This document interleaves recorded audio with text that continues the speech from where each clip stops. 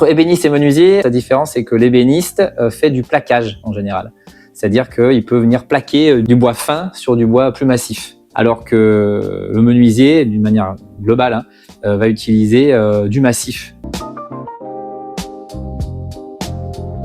Voilà, l'ébéniste va beaucoup utiliser du bois très fin, ce qu'on appelle du plaquage, qui va venir coller sur un bois plus épais. J'ai une formation ébéniste, mais je fais aussi de la menuiserie. Donc c'est des épaisseurs de chêne très fines, 3 mm. Donc à la base, on a du chêne blanc qu'on va passer dans une étuve. C'est un four et avec de l'humidité qui va permettre de courber le bois. Alors là, l'objectif, là, c'était pour une bibliothèque en forme de guitare. Quand il y a des courbes qui sont très importantes, je vais pas pouvoir courber le bois parce qu'il va casser. Donc ce que je fais, c'est que je viens prendre du bois très fin, que je viens coller les couches les unes sur les autres, et pour arriver à avoir une rigidité. Et mon univers, donc c'est plutôt la courbe.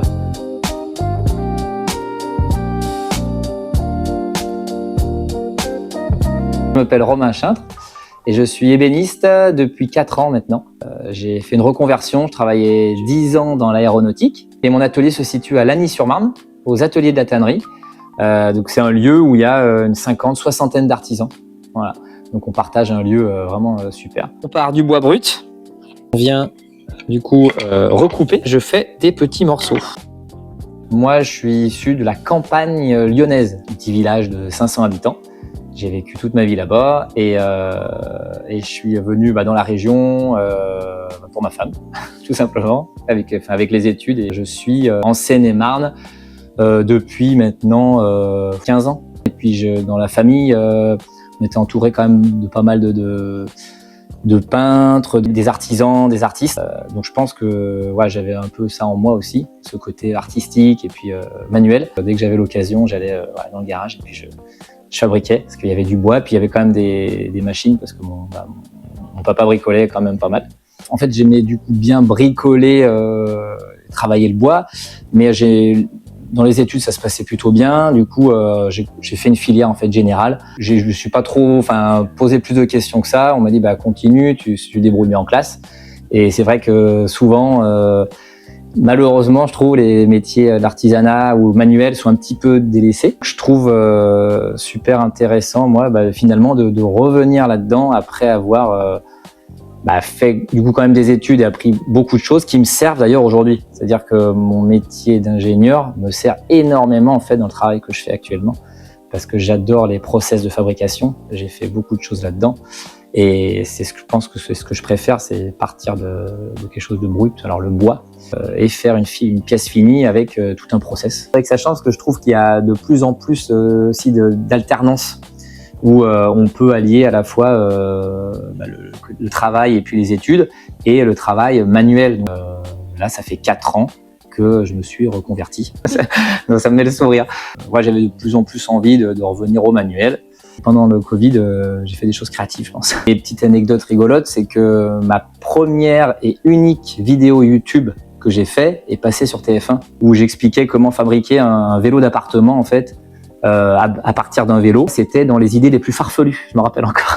Je me suis dit, je vais chercher pour essayer de me former dans l'ébénisterie pour passer le CAP. Et là, j'ai fait plusieurs stages, en fait, dont un en particulier, à Rennes, avec Pierre-Yves Lancelot, et qui m'a vraiment donné le goût à l'ébénisterie. C'est lui qui m'a fait découvrir le contact avec la matière, la vibration avec la matière, et partir d'un bout de bois qui ressemble pas forcément à grand chose, et le sublimer derrière, et arriver à faire des meubles avec. J'ai fait une démission pour reconversion. On doit monter un dossier avec Transition Pro à l'époque, et c'est à partir du moment en fait où la Transition Pro valide mon dossier que je peux demander ma démission. J'ai démissionné en mai 2022 et j'ai monté ma boîte en septembre 2022. Donc je fabrique principalement du mobilier sur mesure, type table basse, bibliothèque, cintrée en l'occurrence ou autre, mais avec un côté un peu contemporain. Je fais pas de restauration, mais je fais de la création pour le particulier ou pour le professionnel. Et aussi des objets décoratifs ou utilitaires. L'idée, c'est de faire de plus en plus d'ateliers ou de stages accessibles aux enfants. C'est quelque chose que je trouve intéressant, c'est vraiment de pouvoir alors créer des vocations, je sais pas, mais au moins apprendre aux enfants la manipulation des outils d'ébéniste. La transmission du savoir-faire, c'est quelque chose qui me tient à cœur. Je vais proposer des ateliers pour adultes. L'objectif, c'est quand même qu'en fin d'année 2026, je puisse proposer des ateliers pour fabriquer différents objets en bois, table basse, tabouret. Mes enfants ont testé du coup l'atelier D et ça leur a bien plu. C'était un peu les premiers à tester l'atelier. Donc là, on fait le rond. Après, on fait un petit peu la forme qu'on veut. Il faut juste un petit peu casser les arêtes pour que le dé puisse rouler. Hein.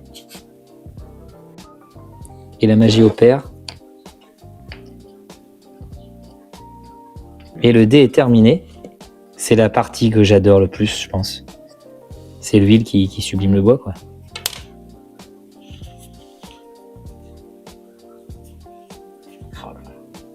Et voilà. Il existe des petits dés, mais il existe aussi des gros dés.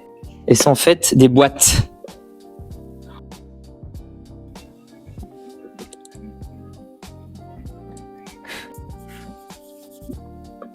Ah oui, je me mets une alarme exprès avant de partir pour être sûr de ne pas oublier de partir.